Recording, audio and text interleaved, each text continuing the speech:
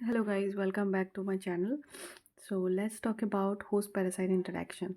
So host parasite interaction की already काफ़ी सारी सीरीज दो वीडियो मैंने रिलीज़ की है, अपलोड की है. This is the third video which in which I will be telling you about what is frustrated phagocytosis. ठीक है, एक्चुअली ये होस्ट पैरासाइट इंटरेक्शन में भी आता है. विदाउट दैट टॉपिक भी ये माइक्रोबायोलॉजी में जो गेट वाले एग्ज़ाम्स होते हैं ना, उसमें इंपॉर्टेंट टॉपिक हो जाता है. ठीक है, सो हम बात करने वाले हैं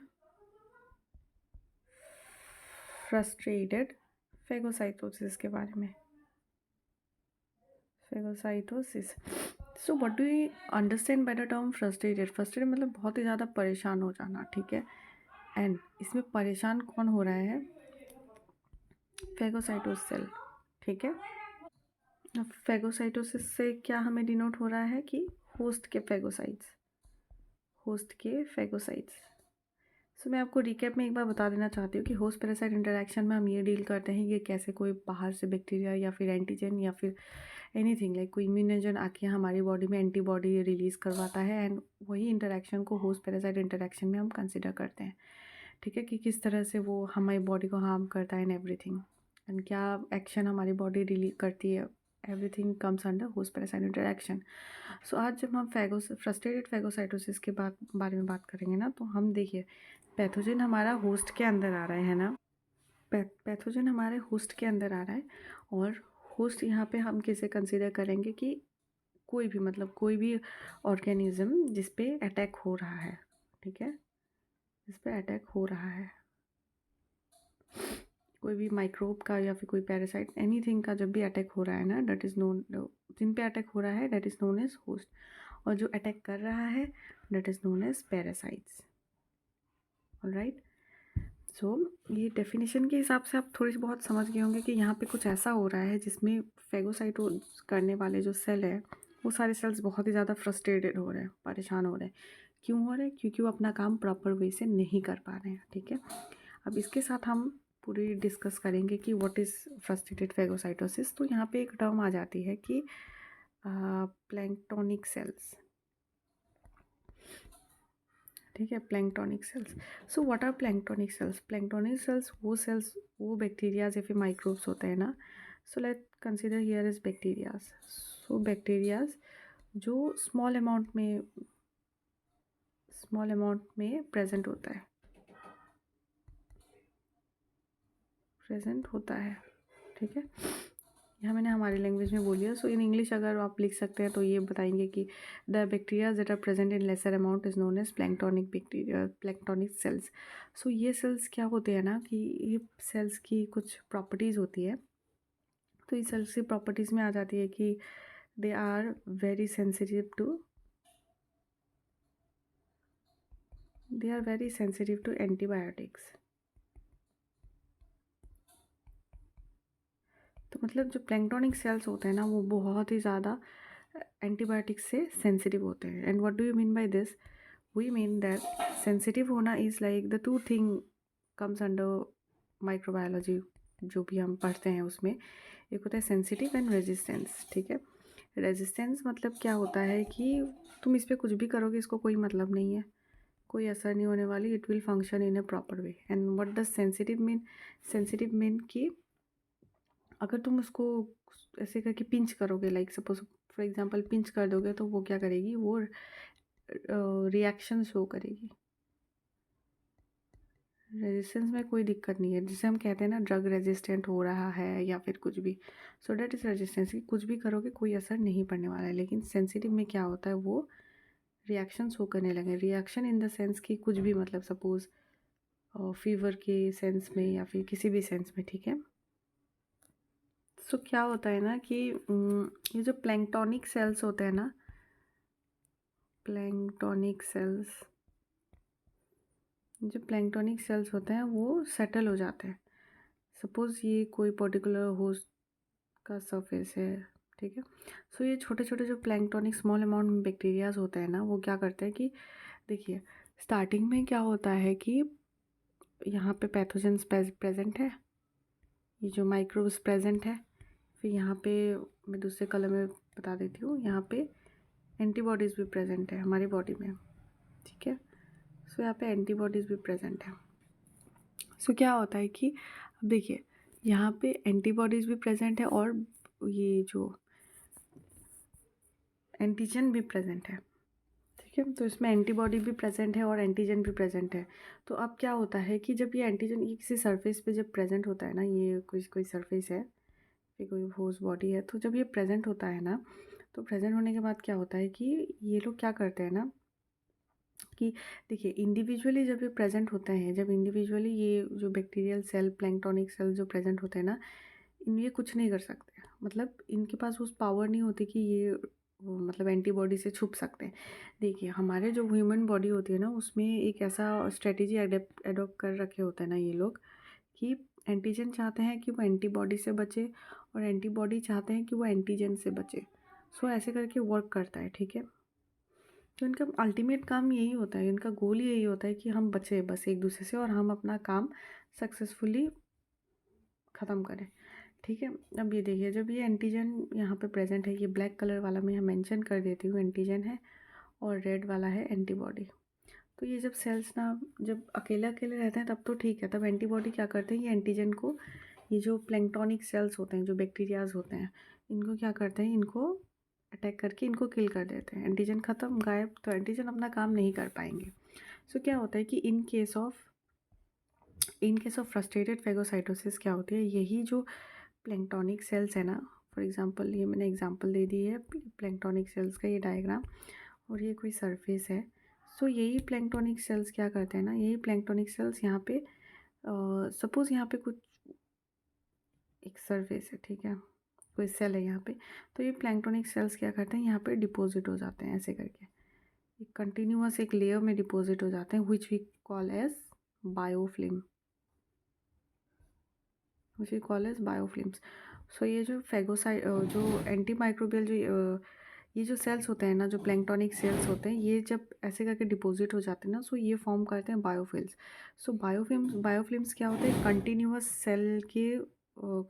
सेल का एक स्ट्रक्चर होता है। आई मीन ये देखिए, ये रहा single cell. So when we say कि ये बायोफिल्म में कन्वर्ट या फिर रिप्रोड्यूस होकर when they form biofilm, so this is what looks like biofilm, ठीक है, एक लेयर टाइप का बना लेता है, दिस इज़ बायोफिल्म।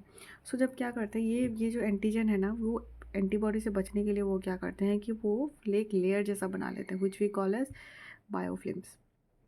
तो जब ये ऐसे करके लेयर, इस पे जब इन्होंने ऐसे करके बायोफिल्म बना लिया है, ठीक है, अब जब बायोफिल्म बना लिया है तो क्या होता है कि ये जो एंटीबॉडीज़ है, देखिए एंटीबॉडीज़ का मतलब ये नहीं होता कि मैं सिर्फ एंटीबॉडीज़ की बात कर रही हूँ, ठीक है, इसमें होगा आप, इसमें सारी चीज़ें आ जाती हैं, phagocytes, macrophages, phagocytes, so phagocytes are only we can consider as macrophage. So macrophage ये सब आ जाते हैं, ठीक है, तब सारे सेल्स आ जाते हैं। तो ये क्या होता है, जो फेगोसाइट्स होते हैं ना, the cells which perform phagocytosis, I hope आप अवेयर हैं इस टर्म से कि फेगोसाइटोसिस क्या होती है। जैसे कि फॉर एग्जांपल मैं आपको यहाँ बता देती हूँ शॉर्ट में, ये सपोज एक सेल है, सो एक दूसरा सेल होता है जो एंटीबॉडी होती है, तो वो क्या करती है, ये पर्टिकुलर एंटीजन को ना ऐसे करके एनगल्फ कर लेती है, मतलब निगल जाती है, और निगल के क्या करती है, ये जो पर्टिकुलर एंटीजन जब अंदर आ जाता है ना, तो इसकी किलिंग करके बाहर निकाल देते हैं, इसकी किलिंग करके बाहर निकाल देते हैं, ठीक है। तो ये रहा फेगोसाइटोसिस के बारे में। मैं आपको बताने वाली हूँ कि ये बायोफिल्म का क्या रोल है इसमें अब, ठीक है। अब देखिए फेगोसाइटोसिस हो गई, फेगोसाइट्स जो होते हैं ना, ये फेगोसाइट्स अब क्या करेंगे, ये लोग कोशिश करेंगे कि फेगोसाइट्स का काम है एंटीजन को पकड़ के उनको किल करना, एंटीजन का काम है उससे बचना है इनको, किन से बचना है, ये एंटीबॉडी से बचना है और सक्सेसफुल डिजीज़ कॉज करनी है, ठीक है। सब क्या होता है, जब ये फेगोसाइट्स इन पे अटैक करते हैं ना, तो ये क्या करते हैं, इनको अटैक करके इनको किल करने में फेल हो जाते हैं, दे फेल्ड, द फेगोसाइट्स ये फेल्ड हो जाते हैं, क्योंकि इसमें एक बायोफिल्म बनी हुई है, that's why it's difficult for them to attack, ठीक है, अटैक करने में डिफ़िकल्ट हो जाती है। जब अटैक करने में डिफ़िकल्ट हो जाती है तो ये सक्सेसफुल नहीं होता अपना काम करने पे, ठीक है। अब देखिए जब फेगोसाइट्स सक्सेसफुल नहीं है अपना काम करने पे, वो परेशान है and they are unable to destroy biofilm cells. So इस केस में ना हम जो ये जो सेल्स है ना, इसको हम प्लैंक्टोनिक सेल्स नहीं कहेंगे, ये बायोफिल्म सेल होगा। जो प्लैंक्टोनिक सेल्स था वो अर्लियर यहाँ पे प्रेजेंट था, जैसे मैंने आपको दिखाई थी यहाँ पे, वो अर्लियर प्लैंक्टोनिक सेल्स प्रेजेंट था, लेकिन when they forms a layer it comes under biofilms. तो जब ये बायोफिल्म बना लेते हैं ना, तो ये फेगोसाइट से बायोफिल्म पे अटैक नहीं कर पाते हैं, जिसकी वजह से ना ये फेगोसाइट्स बहुत ही ज़्यादा हैरान और परेशान हो जाते हैं। ये परेशान हो जाते हैं इसलिए क्योंकि ये अपना काम नहीं कर पा रहे हैं, ठीक है। अगर आपको एक सिचुएशन दे दे कि आपके पास सब है, मतलब सारी कैपेबिलिटी है, आपके पास दिमाग एंड आपके पास सारे ही प्रिविलेज्ड है, you are I mean intelligent and everything, but आपको पढ़ने ना दिया जाए, आपको आपका काम ना करने दिया जाए, आपको एक रूम में बंद करके रख दिया जाए, आपको कहे कि नहीं आपको नहीं पढ़ना है, आप नहीं पढ़ सकते, ठीक है, no matter how much you try, आप नहीं पढ़ सकते, तो आप क्या हो जाएंगे, फ्रस्ट्रेट हो जाएंगे, राइट। सो यहाँ पे जो फेगोसाइट्स का मेन काम होता है ना, उसका काम होता है कि किलिंग का। फेगोसाइट्स का मेन काम होता है किलिंग का। अब इनको यही करने को नहीं मिल रहा है, यही करने को नहीं मिल रहा है, यही करने में ये फेल हो रहे हैं, तो ये क्या होंगे, ये फ्रस्ट्रेट हो जाएंगे। सो जब ये फ्रस्ट्रेट हो जाते हैं, ठीक है, सो जब ये फ्रस्ट्रेट हो जाते हैं ना, अब देखिए फेगोसाइट को क्या है, अब उसको कुछ तो करना है, उसको कुछ ना कुछ तो करना है, तो फेगोसाइट्स क्या करते हैं, वो फ्रस्ट्रेट हो रहे हैं, फ्रस्ट्रेशन में वो क्या कर रहे हैं कि फ्रस्ट्रेशन हो रहा है उनको फेगोसाइट्स को, तो वो क्या कर रहे हैं, होस्ट के अपने सेल को ही किल कर रहे हैं, होस्ट सेल को किल। हमें करना क्या किल था, हमें करना था एंटीजन को किल, but when the phagocytes are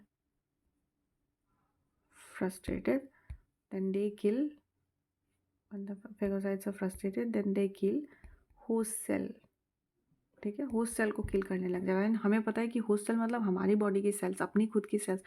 अब कोई भी सेल्स हमारे लिए इंपॉर्टेंट होती है, अगर कोई भी सेल प्रॉपरली फंक्शन कर रही है एंड उसको अगर ज़बरदस्ती का मार डालोगे तो ऑब्वियसली हमारे बॉडी में हार्म होने वाली है, and that may lead to auto immune disorders, ठीक है, ऑटो इम्यून डिसऑर्डर या फिर बहुत सारे कंडीशंस आ जाते हैं, एबनॉर्मलिटी हो जाएगी खुद की बॉडी में ही, ठीक है। जब ठीक है, तो ऐसे क्या होती है कि देखिए फॉर एग्जाम्पल मैं अभी आपको ना पूरा एक समरी में बता देती हूँ कि क्या हुआ था। तो सबसे पहले प्लैंक्टोनिक सेल्स और वो सेल्स जो बहुत ही कम अमाउंट में प्रेजेंट होता है, बैक्टीरियल सेल्स या माइक्रोबियल सेल्स आप कह सकते हैं, जो कम अमाउंट में प्रेजेंट होता है। और वो जब कम अमाउंट में प्रेजेंट होता है, व्हेन लेस अमाउंट में प्रेजेंट होता है ना, they are sensitive to antibiotics. So अब इनको पता है कि इनका डिसएडवांटेज क्या है, तो डैट मीन्स ये इस सॉल्यूशन से बचने के लिए क्या करते हैं, मोर अमाउंट में आप उनको बनना पड़ता है, ठीक है, मोर अमाउंट में बनेंगे, सो नो एंटीबायोटिक का वर्क करेगा इन पे कोई एंटीबायोटिक का असर नहीं करेगा, that means they will survive, antigen survive करेगा और वो क्या करेगा, डिजीज़ कॉज करेगा, ठीक है।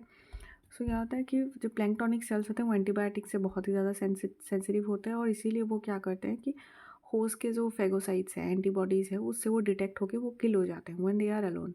सो प्लैंक्टोनिक सेल्स एक स्ट्रेटेजी अपनाते हैं कि वो सेटल हो जाते हैं, किसी भी मेम्ब्रेन या फिर किसी भी सेल के मेम्ब्रेन पे। जब वो सेटल हो जाते हैं किसी सेल के मेम्ब्रेन पे, तब वो क्या करते हैं, कुछ बायोफिल्म जैसा फॉर्म कर लेते हैं। बायोफिल्म मतलब एक कंटिन्यूअस लेयर ऑफ बैक्टीरिया या फिर माइक्रोबियल सेल्स। जब वो बायोफिल्म्स जैसा लेयर बन जाता है तो क्या करते हैं, जब बायोफिल्म बनता है तो क्या करते हैं कि जो फेगोसाइट सेल होते हैं या फिर जो एंटीबॉडीज़ होते हैं ना, they can't attack and they fail to attack, they fail to kill this antigens.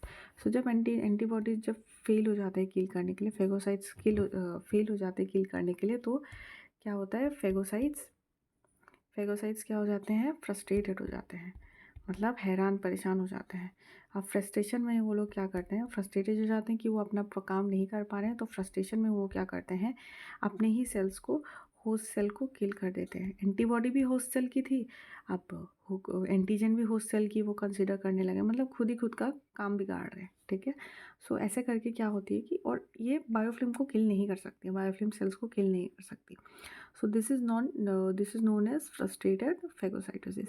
I hope आपको समझ आ गई होगी ये पर्टिकुलर कॉन्सेप्ट। अगर आपको कोई भी डाउट हो, क्वेरी हो, मुझे कमेंट सेक्शन में बता सकते हैं। And remaining, thank you so much for watching guys, have a nice day.